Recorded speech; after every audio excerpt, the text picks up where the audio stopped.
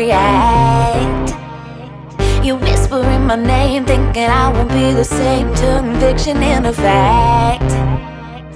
See what you didn't know, bruises that I'll never show, slipping on your every jab. So tighten up your fist, step into the ring with this. I hope your mama's got your back.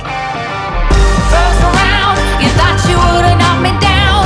Fifth round, bleeding out the side of your mouth. Final round, holding the sound of my name in the crowd. You didn't bust. Oh, oh, oh, oh. You didn't bust. Oh, oh, oh, oh, oh, oh. Just 'cause I took a break, you're making a huge mistake, thinking you can take the throne. Look at you trembling, step into the lion's den. Bet you wish you stayed at home. Begging for mercy underneath your breath when I ain't even sweating yet. My legend's written in the stone, yeah. You're crying danger in defeat is now your only friend. Even your mama's gotta know. First round, you thought you would've knocked me down. Fifth round, bleeding out the side of your mouth. Final round, holding the sound of my name in the crowd. You didn't bust. Oh, oh, oh, oh. You didn't bust. Oh, oh, oh, oh, oh,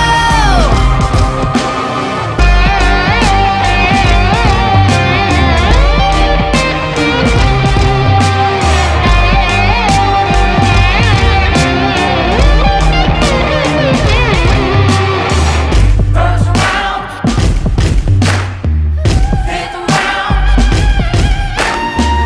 final round. Oh, yeah. First round, fifth round, final round. No, no, no, no, no, no. First round, you thought you would've knocked me down. Fifth round, bleeding out the side of your mouth.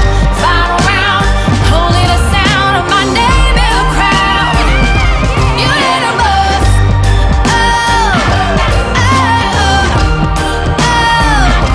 You didn't bust. Oh, oh. This is Ben.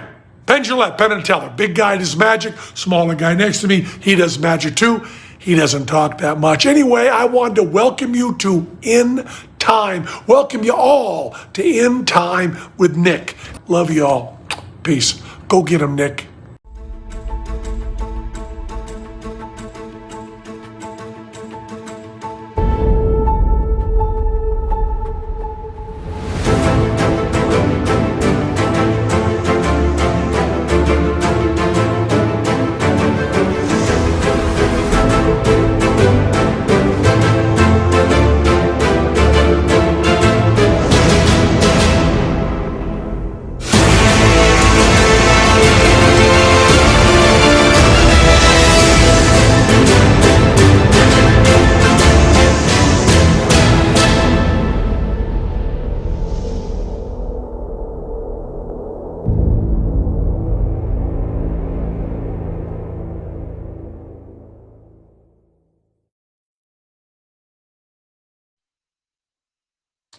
Hello, everyone, and welcome to In Time. My name is Nicholas Lamar Soutter. Thank you very much for joining us.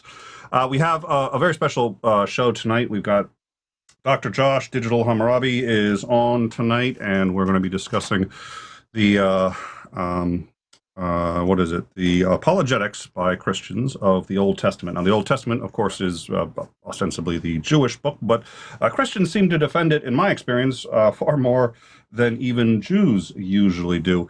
And there's, I think, a number of reasons for that, not the least of which is, of course, that it is the anchor for their, the Messiah and all of Christendom. So we're going to discuss that. We're going to discuss a whole bunch of other stuff. I am really looking forward to it.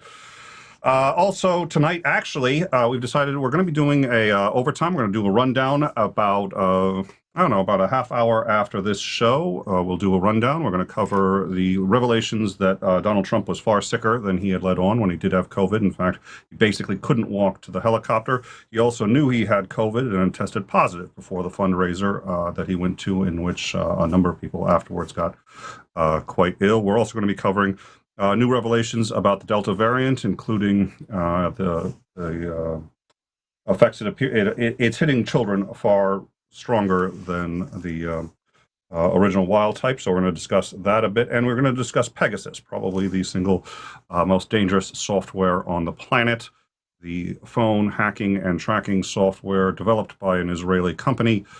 And in the hands of somebody who shouldn't have it, who we don't know, but it's at least in the hands of several people who shouldn't have it, and we will discuss that. We will have on Isandering person, and once again, Joe's Serious Mind. So we're looking forward to all that. Next week, we're going to have Marianne Ono back to discuss Christian atheism, and hopefully joining us will also be Christopher Mouty to discuss that. I think the two of them are going to have a very good conversation.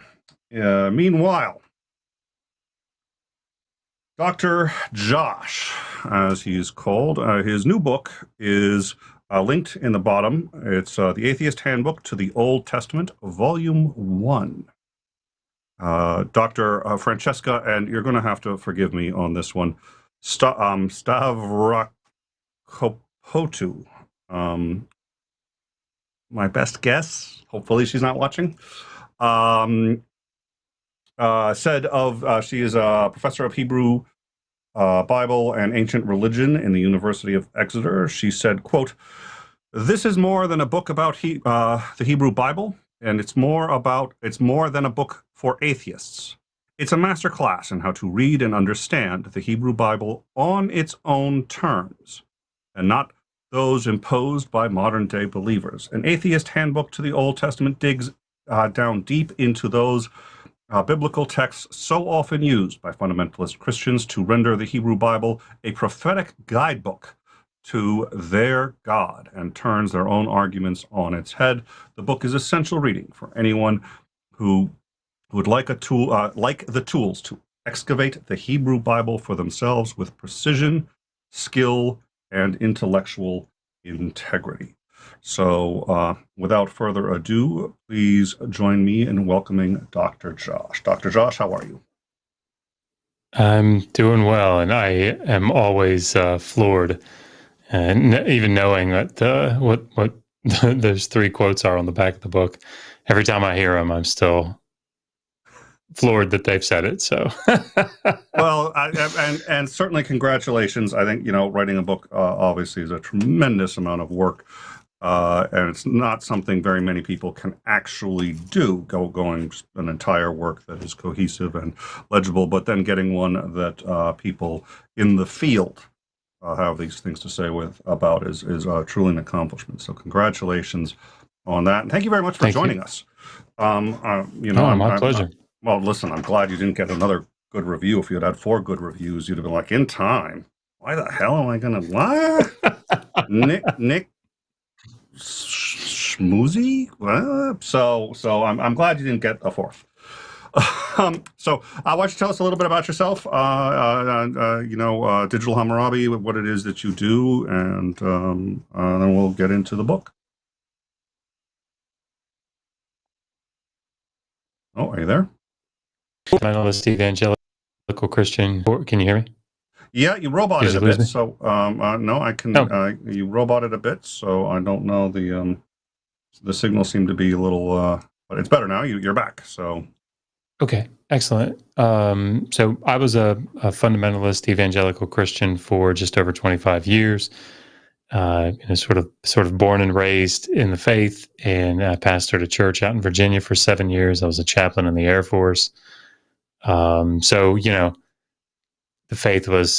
biblical faith was sort of my life, and I got my master's in theology from a fundamentalist seminary, Capital Bible Seminary, and then I got into Johns Hopkins University to study the ancient Near East more broadly, and get my PhD in Assyriology, which is the study of the languages and cultures of the ancient Near East. So, reading languages like Sumerian and Akkadian.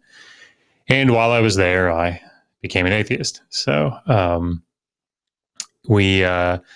my wife and I, who is also an Assyriologist that I met at Johns Hopkins, she runs the YouTube channel Digital Hammurabi, and I kind of contribute to it. But we're interested in bringing the ancient Near East, including the Hebrew Bible, Old Testament, to people that are interested non-specialists, people that are excited about learning about the ancient world, but maybe don't understand why it's useful, or how they can find a resource that presents it in a palatable fashion. So that's what we strive to do, and it's been a lot of fun so far. Daniel Dennett of Tufts University had suggested, now he runs the Clergy Project, which is for in particular ministers who are oftentimes still preaching because they don't have any other sets of skills. But one of the things that he said was, in his studies, he's learned that as many as half of the people in seminary actually become atheists in the seminary. Does that sound about right to you? Is that what was your experience with that, do you think? Yeah, I think mine was probably a little bit different because I went to a fundamentalist seminary. So, there are certain avenues, places that we just didn't go. And what often happens in those types of seminaries is that you end up focusing quite a bit on the languages. And there's not a lot of danger in the languages, of losing your faith, because you're just studying the text more and more. But I would imagine that at a less fundamentalist seminary, having to engage with the wider ancient Near East, learning that, all the details of the earlier flood stories, of the early creation stories, and seeing how the Hebrew Bible borrows from and utilizes, these older Akkadian and Sumerian mythological texts. It was eye-opening for me. At Hopkins, and I think because I wasn't in a place where I had people, sort of pulling for me to stay in the faith, it made it easier for me to leave. But I can still imagine that in a less, a slightly more progressive seminary, that you learn this stuff and you go, what makes the most sense? Seems like an ancient text, like all the others. So, I can see that. So obviously many topics you could write about, and you've written a number of other books, including did the Old Testament endorse slavery? That one's also linked in the bottom. So what I wanted to ask, so why the Old Testament, and in particular today, I think what we're going to be discussing is Christian apologetics for the Old Testament, and I think we're going to be drawing heavily from that. So what got you interested in that topic specifically? Yeah, I mean, I think most of it is, at least initially, based on the fact that that's my specialization. And I've always, fortunately, maybe unfortunately, had I've been pulled toward more esoteric topics. So when I started, or when I got my bachelor's degree from Liberty University, I took a little bit of Greek while I was there, and then I got to seminary, and I realized everybody does Greek, but not everybody does Hebrew. So then I went to Hebrew, but then I started doing Hebrew, and I thought, well, man, everybody does Hebrew, but not everybody does Aramaic, and it just sort of kept going down that road. Not everybody does Aramaic, but not everybody does Ugaritic. Everybody does, but not everybody does Akkadian. Everybody does Akkadian, but not everybody does Sumerian. And anyway, it kept going more and more until I ended up at this phonetically written subdialect of the Sumerian language. I mean, it's like, so because of that, I think, if you think about apologists on particularly on social media, most of the time I hear them talking about New Testament topics, right? About the resurrection, or about who wrote the Gospels, and all these sorts of things. And while the Old Testament does come up, and there's no question about that, it's usually as a reaction to skeptics and atheists coming at them and saying, look at all this bad stuff back here. It's generally not something that, unless they're talking about prophecy, which is ultimately talking about the New Testament in their minds, they tend to focus in on the New Testament. So I think that the Old Testament, getting at Old Testament apologetics, is something that I thought was lacking in the atheist and skeptic community, or at least certain aspects of it. So that was really, I saw a little bit of the need there. And to do it, to come at it from looking at what the consensus scholarship is on these topics. So when we talk about slavery, when we talk about the dating of the book of Daniel, we talk about who wrote the Pentateuch, not just coming at it and giving the evidence for the positions, but starting off by saying, hey, look, what I'm getting ready to present to you, this is what everybody says that's in the know, right? All the biblical scholars, like, this is what they say about this. Most of this stuff isn't disputed really at all. So I think having a resource that presents that and shows who those scholars are, and then gives the evidence, I thought was a useful tool. What surprised you most in your research for this book and in the study of these apologetics? I think, so, as you said, I wrote that book on slavery in the Hebrew Bible. And the point of that slavery book was essentially to give the reader all the background information that they could possibly want, hopefully, on slavery as it was in the legal sections of the Hebrew Bible, and then comparing that to slavery in the wider ancient Near East, and just sort of showing how they're not all that different. I think people have this idea that the Hebrew Bible is, this great advancement in the ancient world. And, there are some things that are advanced, but it's often because it's a lot later. But for the most part, it's on par, the things that it says, particularly in the laws, and particularly those about slavery.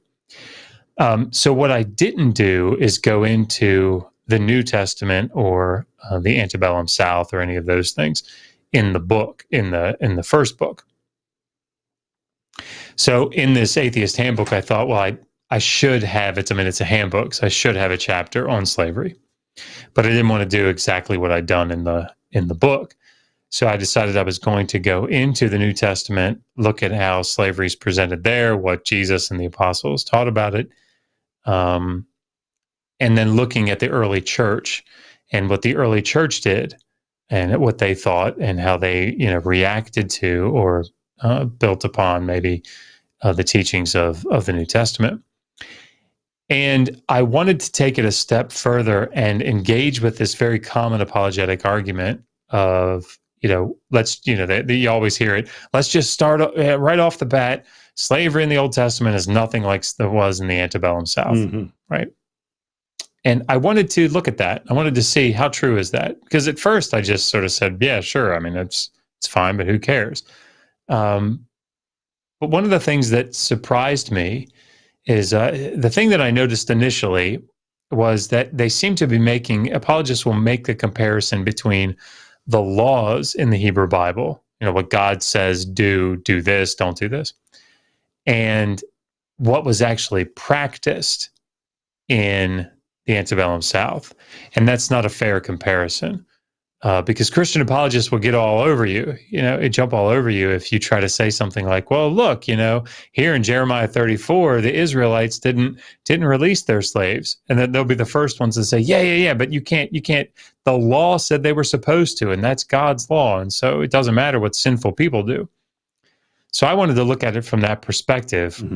What is it that the laws said in the antebellum South and in, leading up to the Civil War. And it really surprised me how close the laws and the legal rationale for those laws were in comparison to what you see in the Hebrew Bible. So, the big example that I tend to give is in Exodus 21, that passage that everybody seems to know, If a man beats his male or female slave with a wooden rod and they die immediately, then the master's supposed to be punished. But if they don't die, or if they die, the slave dies after a day or two, then there's no punishment because they're his property or his money. Now, the legal rationale behind that is they're trying to mitigate slave abuse, right? That's what they're trying to do. They're trying to keep it so that masters won't murder or abuse their slaves. But that's the tension in the text is, well, how do we do that? How do we keep them from being abused and murdered, but still give the master the absolute right to beat their slave physically for correction and for motivation? Yeah. How do you do that? And so that's the rationale. So you can't beat them. You can't abuse them, but you can beat them. So if you abuse them, there's punishment. If you murder them, there's punishment. Well, that's exactly what you see in the antebellum South. Job and murder, just like if you killed a free white person. And we hear that and go, what? I mean, think about what happened in the South. I mean, it was horrific what happened. How could the laws, say things like you're not allowed to abuse your slave? Well, it's because they have the same tension. Well, masters have to be able to give them moderate correction, right? So who parses that out, right? Who's going to come and say that slave is dead from a beating?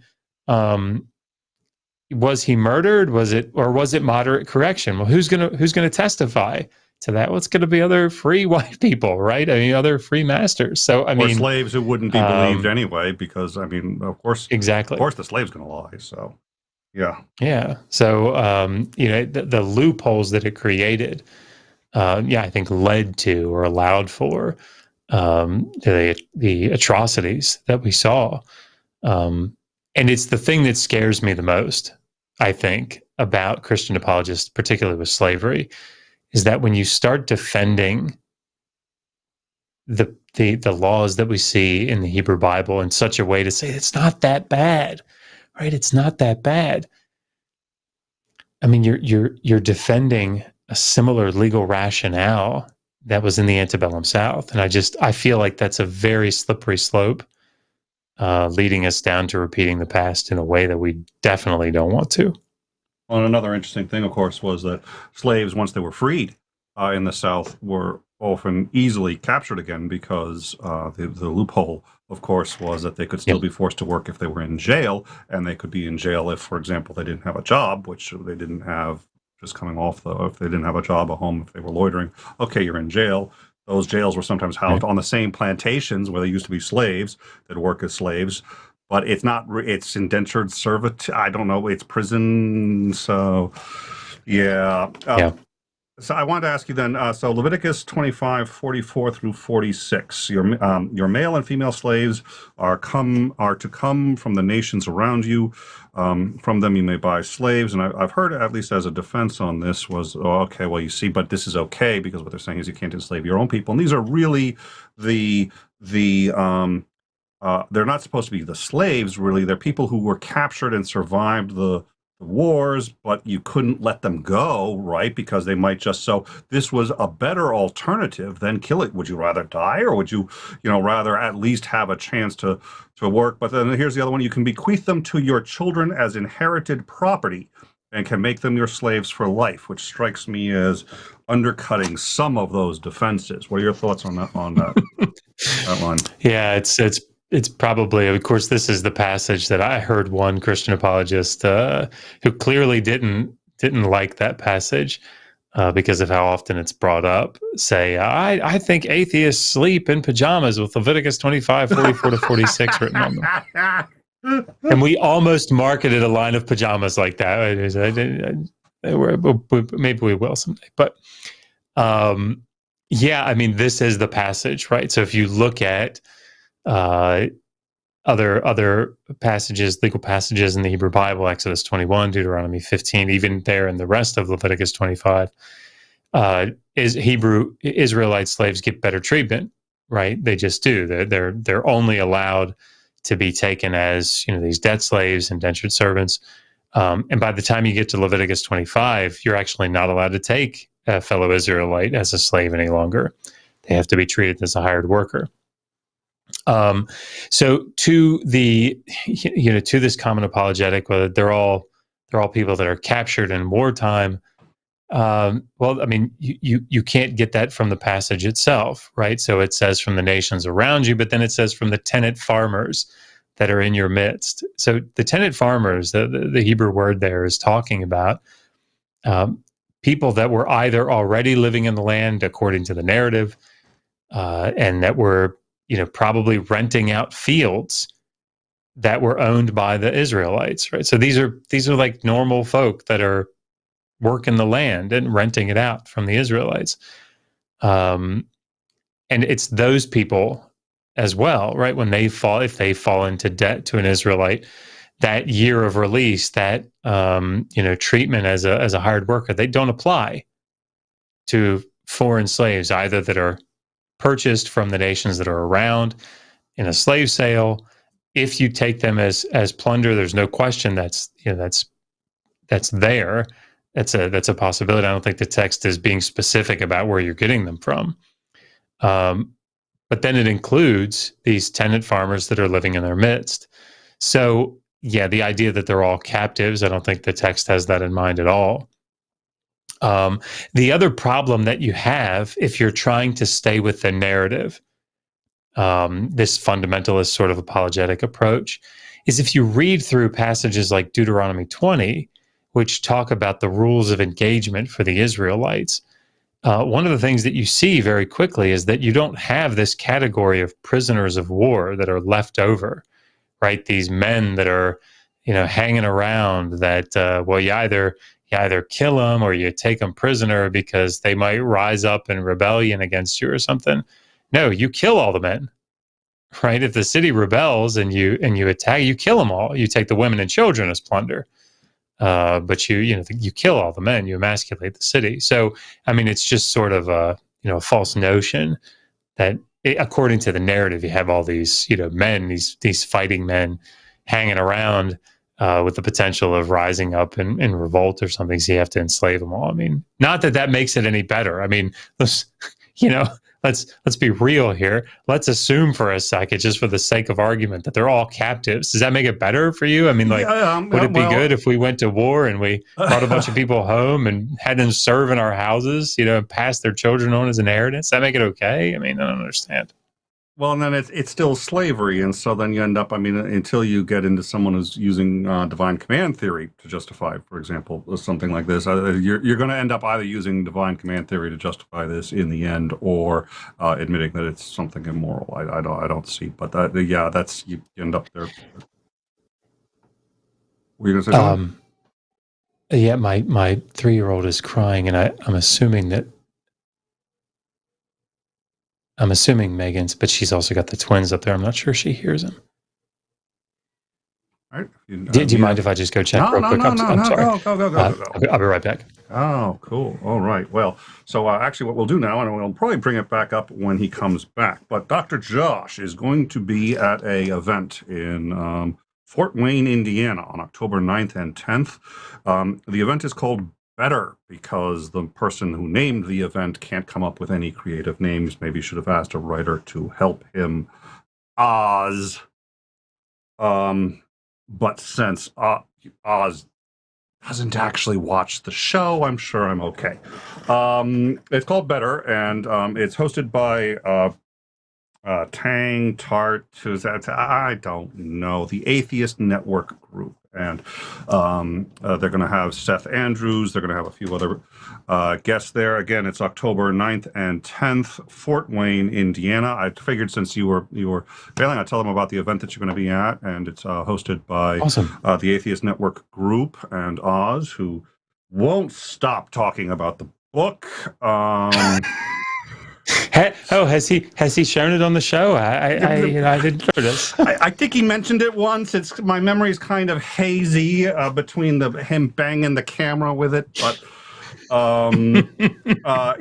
So, and I'm hoping to get to this event. It's a question of how do I get there, because the tickets are a little expensive, and I don't know that I'm up for a 12-hour drive down, 2 days, 12-hour drive. We'll see. I still have some time to get the tickets, and actually we should put a link to those tickets down at the bottom. But that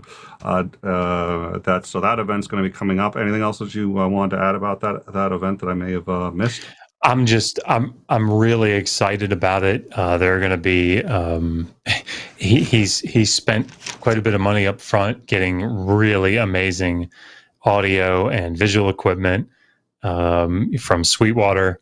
You know, if you know that means anything to anybody, it's he, and of course he has professional experience as I think as an MC, and he's worked in a lot of audio productions. So I'm super excited to see what he's going to do. But there are going to be tables set up for each of the speakers. I'm going to bring all my books out there, and Megan is making some cool mugs at home here to have for people. So yeah, I think it's going to be a lot of fun, and it's going to be a really neat time to meet everybody really for the first time. So I'm excited. If we can go, I think one thing we'd like to do also is, because we've had him on the show a couple of times, but we also had his deconversion story, and we'd also like to interview his aunt and interview him maybe from there if we make it. So In Time is hoping to be there, but it's tight right now, so we'll figure it out.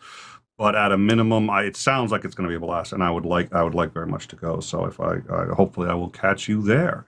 So that is again Fort Wayne, Indiana, October 9th and 10th, and a lot of people. Oh yeah, T-Jump, as you had mentioned, is going to be there, and I think I'd already said Seth Andrews, Anthony Magnabosco, Anthony Mag.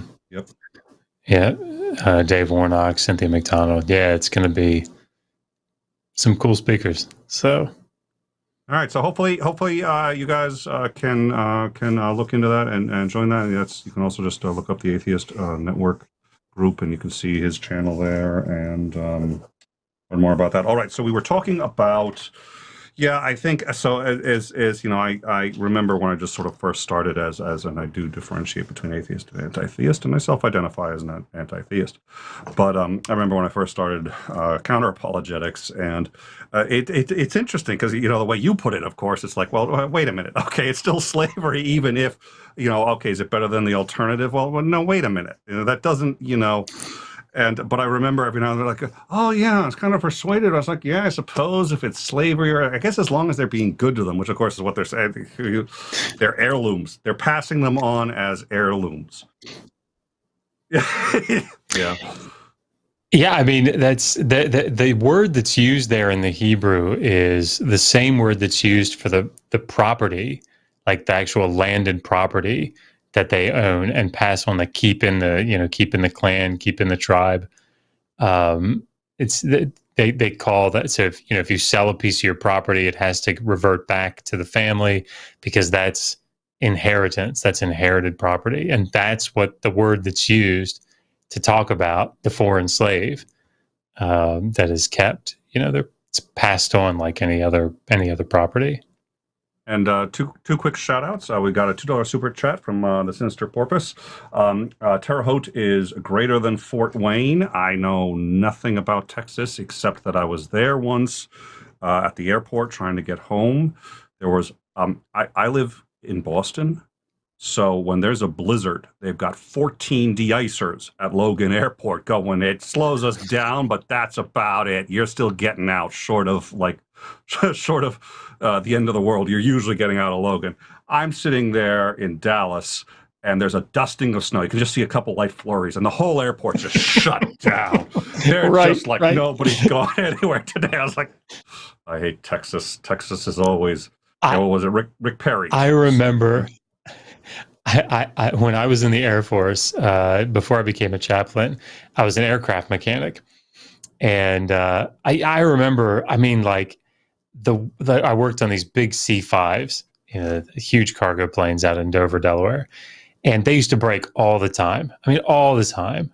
And I remember, like, you go out and work a plane, and they'd be like, yeah, 2 of the engines shut down in flight, And and I remember a friend of mine called me frantic one day, and he was flying out to see us, and he said our flight got delayed because one of the engines wouldn't work before they took off. Can you believe it? One of the engines didn't work. I was like, yes, I can believe that. I believe it. That's not a real big deal for us. Okay. So. I flew Aeroflot, which is the Soviet, the former Soviet. Those were a little cray, but the worst is the Greek airlines, and I forget what it is, but I remember we're about to land, we're coming in, and all of a sudden, boom, just aborts the landing, goes up, and I'm sitting there trying to go around, and I have some experience with planes. My father owned a light airplane, and I noticed he's doing donuts around the tower. I was just like, okay, that's because he wants somebody with binoculars to get out and take a look at the plane. So I'm trying to figure out, and then all of a sudden we hear boom, and it's the landing gear coming down. The landing gear hadn't come down, and probably the way he could tell was because the plane was just coming in hot. But we hear, so I was like, oh, they just got and then you just hear the pilot, hello, everybody. We have a slight mechanical problem. Problem has been fixed. We come in for another landing, okay? I'm just like, oh my God. Oh, that's so funny. All right, so Jim Majors is here, so I just wanted to give a shout out to Jim, because I always love it when he comes and stops by. We haven't seen him in a while. So good to see you. Dr. Jim Majors now. Is it now? Has he? Yeah, he defended on the 9th, I think. Jim, congratulations. You're going to have to come on, and we're going to have to congratulations, Jim. I remember. Awesome. I remember the and then also I did want to. The Sinister Porpoise said one other thing, which I just wanted to talking to the guy with the pajamas. He better not compete with my Isaiah 45:7 pajamas, my section D and C 132 underwear, as much more limited. But appreciative market of ex-Mormons. So thank you for that. So and we have that's, well, I'm not going to talk about we have his sister is here, Tony. So nice to finally meet you, Tony. We'll chat later, I'm sure. So at any rate, okay, we were talking about the let's see, slavery. Oh, well, and then, so as some of these, and I want to talk about some arguments that I've bought before, and maybe I was wrong about, because you already corrected me one pre-show. And I also wanted to ask you, while I've got you, do you think you'd be up for, after the show, maybe hitting our Discord a little bit and chatting with people? Maybe we can get Jim to come by. I don't know, but and just chatting if you have a little time. Yeah, I could probably go 10 or 15 minutes, just because I've got to go upstairs and bail Megan out. She's got the twins, and I don't think she's sleeping all that much. So we do these alternating shifts. But yes, I could probably come by 15, 20 minutes. That'd be perfect. Well, we got another show at 10:30, so just because we were supposed to do it tomorrow, but we couldn't do it tomorrow, so it's coming in after this one, so it's going to be a long night. All right, so what I wanted to, because you had talked about this, so I wanted to bring this one up. Numbers 31:18. So now kill all the boys as well as every woman who has had relations with a man, but spare for yourselves every girl who has never had relations with a man. Now, the way I've heard this, now you literally just talked about this. This was essentially the killing of the. What was I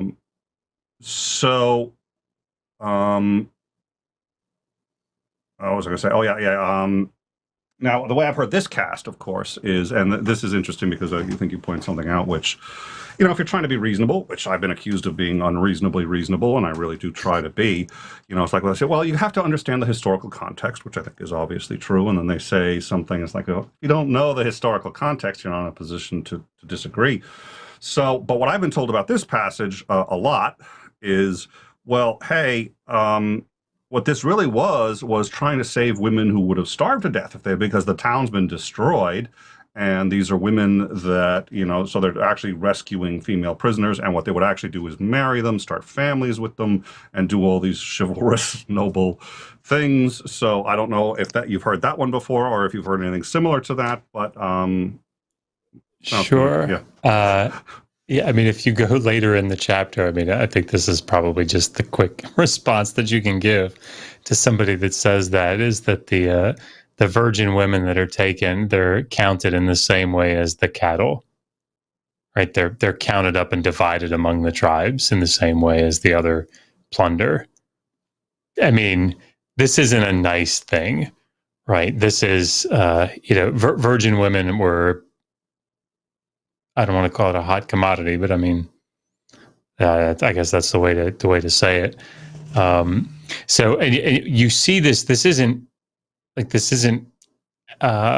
rare, I guess, and this isn't a one-off thing in the Pentateuch.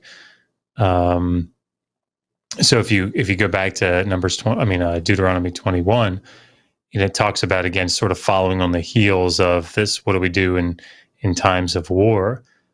And it says, if you see among the captives a beautiful woman that you want to take as a wife, right? And you want to take her as a wife, here's what you got to do. You take her, you pare her nails, you shave her head. She mourns her family that's been killed by you for 30 days. And then you're allowed to go and have sex with her, right? She becomes your wife. Now, the apologists will say, see, he had to make her his wife. Yeah. This is the civilized. This is how they deal with these women who otherwise would have been sort of civilized way to deal with the fallout of an uncivilized war. I mean, the way that I sort of cast this is, so let's say that, we're in here having this conversation. All of a sudden, two guys come in here, break into my house, they kill me, they kill Megan, and then they take.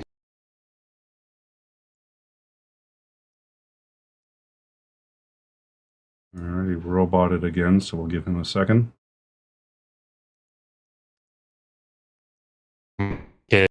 To I hear. You roboted for a second. We lost but the connection seems to be back here. Okay.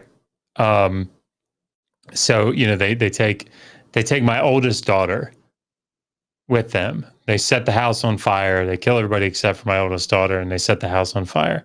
And they take her, and 10 years go by, and they find her, and she's in her mid-20s now, and they're interviewing her. She's run away, and they say, what was it like? Oh my gosh, they kidnapped me out of the house and tied me up in the basement, or just kept me in the house. Don't even say tie me up, just kept me in the house. And if the reporter said, well, wait a minute, I mean, didn't kill you in the house, didn't leave you in the house as they were burning it down, I mean, you would have died in the fire, right? So I mean, it's a nice thing, right? And I mean, I'm assuming that he gave you food and shelter. I mean, you didn't have to sleep outside, did you? I mean, like, and what, you got to go to school, got to go to high school, right? And he took care of you, gave you new clothes. I mean, come on, let's be fair. Like in that scenario, like that reporter would be, we would not think fondly of that reporter, right? No. And while it's not a one-to-one correspondence, if you're taking this is the key to me. If you're taking the text literally, right, and you're reading these texts in a way that you say, okay, this actually happened, and this was commanded by God, and this is, understanding it sort of as a fundamentalist, or as many apologists do. These are the logical conclusions, the logical things that you have to ultimately go to. And trying to, as Joel Baden calls it, up at Yale Divinity School, he calls this whitewashing. And you sort of trying to clean up the text to make it not sound so bad. And we see these things all the time, and things like slavery, with genocide, with sex slavery. They were bad. Just let them be bad, right? There are other answers that Christians can have, other theological answers that are much, much, much better than trying to say that it was the nice form of slavery, or that what else were they going to do? This was just the best that they could do. There are other answers that you can give that I don't agree with still, but they're better. Yeah, but there's certainly better, probably other, I would assume, other apologetics you could use. And I said eventually, and you could eventually just get to divine command theory, I suppose, if you had to, which is at least theologically more sound, if not a better answer. So two quick things. So I do want to get to one, and then I want to see if there are any others that interest you. But so I have to. I try not to. I told you would be fair, and we wouldn't hit you with your past and some of the obvious charges against you. But I know I have to. Jim Majors brought this up. I'm sorry, Jim brought this up, and we respect Dr. Jim too much. So he wants to know, and this is a fair question, sir. This is a fair question. How do you justify your claim of a volume 2 of your book when we don't have any evidence for it, nor can you establish the ultimacy of your properties without an ultimate inherited property, sir? How do you answer? Listen. Don't even bother. Yeah. Listen. Hey, dude. Hey, dude. Let me just tell you, what is your ultimate grounding of the instantiation of the possibilities of impossibilities of the ground of all being and necessary contingencies? Yeah, you don't have anything. Yeah, okay, you heard it here first, ladies and gentlemen. Dr. Josh, author of the, quote, "Hey Dude" defense. Thank you. We're all very impressed. Sinister Porpoise, $2. Fort Wayne and Terre Haute are not in Texas. That's actually that's in my view a plus for Fort Wayne and Terre Haute. All right. Well, so now I had given you one that I had heard before, and I keep wanting to say it's like it couldn't have been Saul, because I think Saul was a king. It's been a while since I've looked at the Old Testament, but there was an old man. He's what I get told by the apologists is he's not just some old man. He's either a prophet or he's somehow ordained by God. And a bunch of boys are teasing him, and they say, "Get up, old man, get up!" And they're teasing him, and then God sends a bunch of bears to maul the kids and literally just tear them to shreds. Now, I hear this one by counter-apologists all the time, and they say, well, where's your morality? This is, a bunch of kids for teasing, which kids do on occasion, and probably punishment for teasing shouldn't be getting mauled by a bunch of bears. At least in my view. I take controversial positions here on End Time. But and then the defense that I have most often heard for this was, no. First of all, he was a prophet, and he was like this wise old man. And the kids, when they said get up, what they're meaning is get up to heaven, which means die. They are threatening to kill him. We're going to kill you, and you're going to be in heaven tomorrow, And, in that context, it obviously doesn't sound as bad. So have you heard that one before? And what can you tell me about that one? Yeah, so this is in 2 Kings 2, and it's the prophet Elisha, and the story is, Elijah has just been taken up in a whirlwind to heaven, and Elisha has received his mantle and received the prophetic office, and now he's going, back to continue, the ministry.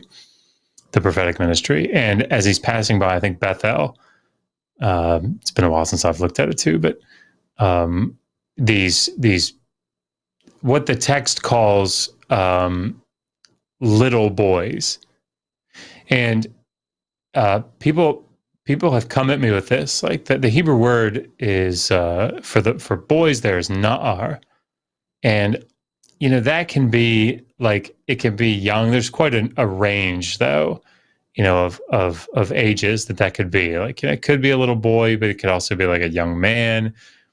And so they'll say, well, see, this is like a gang. I think that's actually what Gleason Archer, in his Encyclopedia of Bible Difficulties, I think that's what he called it, like a gang or something of young men.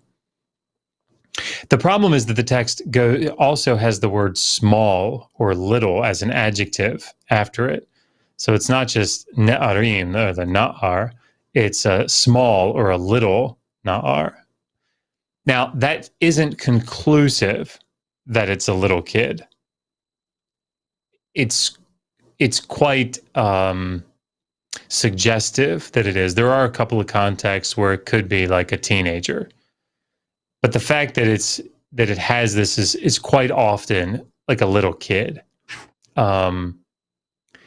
And the bigger issue here is the context of the narrative. So, like, you don't have to take, nobody has to take my word for this. Anybody can go pick up a commentary on Second Kings. This is a problem. This is a problem. Like, scholars have been wrestling with this because it seems atrocious. It seems like such a gross overreaction on the part of Elisha. And so, you do have apologists that'll be like, oh, well, there's got to be some reason for it. In the context, I think, and this is sort of the consensus position here, and I think it's the right one, the text is going out of its way to show that the prophet has power, and he has power over tremendous acts of violence. Like, don't fuck with Elisha, right? In the same way the Wu-Tang Clan ain't none to fuck with, Elisha ain't none to fuck with, right? That's the message. And so that's a here it's powerful contrasting. message if you're going to send a bunch of bears to kill some kid. Yeah, okay. Yeah, message received. And the thing to recognize also about it is that if you go back to Leviticus 26, which, like, why would we go back to Leviticus? There is a series, same with Deuteronomy 28. There's a sort of a layout of all these curses that the text says will come upon the nation of Israel if they disobey God, if they break the covenant, right? If they don't do what they're supposed to do. And one of the things that it says is, I will send wild beasts among you who will rob you of your children. It's not a coincidence, right? It's not a coincidence. So again, this is an indication. The text is going to great lengths to say this is God's anointed, and he's got the power. And he's got the power. Whether these kids were, first of all, that phrase "go up" does in no way necessitate go up to heaven, right? It's like get out of here, right? It's get out of here. It's how that word is. So that phrase is very commonly used. But the bigger issue here is this is God's prophet, and God's prophet speaks on his behalf and acts on his behalf, and he's got the power, right? And so you don't want to mess with him. So yeah, I don't think there's any problem whatsoever if you're coming at this and somebody's arguing this is a literal thing that happened, that this is sort of this fundamentalist apologetic approach, and you're trying to take it to its logical conclusion. I don't think that there's any problem calling out the moral dilemma that exists here with the prophet's reaction. I think it's absolutely correct to do. All right. Well, so now we have a number of the vast majority of our audience is atheist and or even anti-theist. We have some theists, which very pleased about as well. But so a number of them have had these arguments. Jim, of course, gets into these kinds of arguments. What are some common ones that you've heard that you like to or that people tell you and say, hey, this is one that we hear a lot, or ones that have surprised you? What are a couple of ones that you hear that you wanted to maybe get into? Yeah, I think prophecy is such a huge thing. And I know we were talking before about how Floyd came on and talked about the prophecies in the book of Daniel. And yeah, obviously Daniel gets touted out quite a bit, right? And so I have a chapter in the book where I talk about why is it that we date the book of Daniel late. And of course, Jim's the man to do that. The arguments I think are clearly. Yeah, we got to have Jim back. We got to have Jim back. We've had him on a couple of times, but it's been a while. But and I'm still sore because I was down there and I was like, hey Jim, I'm in your state and I'm like only 4 or 5 hours away. I don't have a car, so you'll have to come. Why don't you come on down and see me? And she's like, dude. But yeah, I didn't take that personally. But yeah, so we got to have him back. Anyways, you cut out there for a minute. So you were talking about the dating of Daniel. Yes, I mean, I think that's an important one, and we go into it in the book. But it's one that I think it's a little more common that people I think people have decent arguments that are a little more common, as you say. Like, Floyd had his presentation, he talked about it. One of the ones that comes up quite a bit is Ezekiel 26 and the prophecy against Tyre. And that one gets brought out, like Mike Winger did an entire video on it. Of course, he did videos on Daniel as well, but talking about how this is actually about Alexander the Great. And so the prophecy didn't actually fail in Ezekiel 26, that it wasn't really just about Nebuchadnezzar, it was also about Alexander. And, nothing could be further from the truth. And so the arguments that they give for this are sort of, textual linguistic arguments from Ezekiel 26 itself. And so what I do in the book is go through in some detail, not only showing what the prophecy is about and how, from a literary standpoint, Ezekiel 26 is laid out and how it fits in with the rest of the chapters and the rest of the book, and shows that this is definitely about Nebuchadnezzar, and it doesn't come true, right? It doesn't happen the way that Ezekiel says it's supposed to happen at all, really. But then it specifically addresses some of these apologetic arguments, like what Mike Winger gives, saying, it says many nations in Ezekiel 26, like 3 or 4. And so that many nations must mean the Neo-Babylonian Empire, but then Alexander the Great later. Is that a good argument? No. So some of the others that are like that. So I think those are important to get into. Those are important to understand. They come up quite a bit in my experience, and there are just certain key points that if you read the chapter and then read the conclusion and see the main points that I summarize, if you can sort of commit those main points to memory, it makes these discussions so much easier, because you can hit the high points. And then if somebody says, no, let's do a formal debate about it, all right, fine, you go back and read the chapter and take a bunch of notes, but, and then read all the secondary literature if you want to. But somebody asked about I think the it's important to get do you have this on audiobook? Oh, yeah. Read by Seth Andrews. Read by that. I do remember that now, because that was some. I mean, it makes it like I'm just gonna break down and buy it, right? Because I've heard it twice, because I had to listen back through it. But I want to listen to it as I drive, just so I can hear Seth's voice. The material doesn't even matter.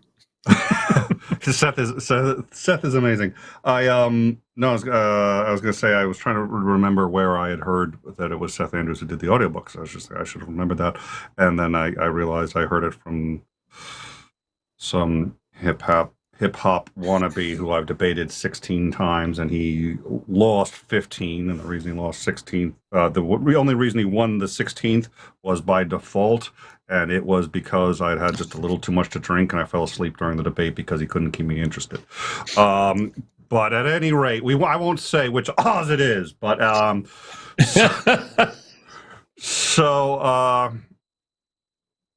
oh, listen, okay, you know what I'm going to do? Okay, hold on. I'm going to stop the stream for a sec, everyone. Okay, so hold on a sec. And, okay, the stream has been stopped. So this is Josh, it's just you and I. It's just you and me now. It's the stream's done. No worries. You like this show better than Oz's show, right? He'll never find out. Is this the same sort of thing that Oz says when he's reviewing a video? He'll say, listen, hey, Rod Parsley, listen, I've muted the audience, right? They can't hear. It's just me and you, Rod. It's just me. I may have borrowed the bit, okay? Thanks for that. Josh. Sorry. No, I think it's good. I like it. All right. Well, so the book is The Atheist Handbook to the Old Testament, Volume 1. There is no Volume 2, he's lying. So we'll, but I you know what, I'm going to get the audiobook tonight. I'm going to get the audiobook tonight. Awesome. So, But I really want to thank you for joining us. We've got your the Digital Hammurabi website and a couple other links up there. We mentioned you're going to be at Better, the Atheist Network Group's conference in Fort Wayne, Indiana, October 9th and 10th. Was there anything else I missed that you wanted to cover before we bail? No, I just thank you for having me on. It was a lot of fun.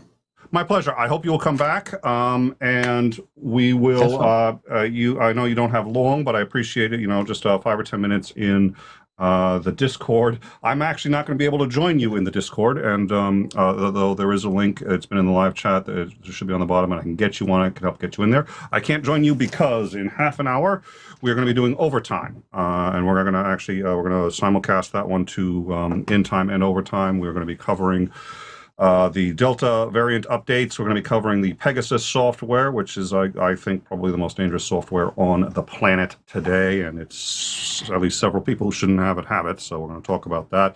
And we're going to talk about Trump and his COVID fiasco and the Amazon rainforests, a number of which now have actually turned from carbon sinks to carbon positive. So instead of absorbing carbon, they are as a result of fire, they are generating more carbon than they are absorbing. And so that's hitting a tipping point. So we're going to cover all of those things in half an hour. That will be on in time and overtime. We're going to simulcast both of those. That will be a Xandering person, myself, and Joe's Serious Mind. So I'm looking forward to all of that. Josh, Dr. Josh, once again, thank you very much for joining us. He'll be in the Discord in 10 minutes, show in half an hour, and probably a Discord again after that. Thank you all very much for joining us.